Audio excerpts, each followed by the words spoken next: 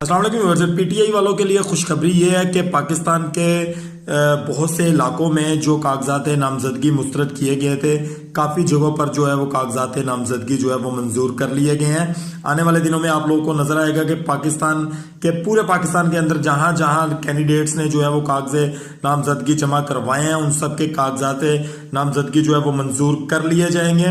Relief की तरफ PTI को लेकर जाया जा रहा है। आपको ये बताएं कि अगर पीटीआई को सिर्फ यही रिलीफ मिलता है कि उनके कैंडिडेट इलेक्शन में लड़ सकें, इलेक्शन में हिस्सा ले सकें, उनके कागजात नामजदगी अगर मंजूर होते हैं, तो ये बात नून लीग वालों के लिए इतनी ही नागवार होगी जितना कि नवाज शरीफ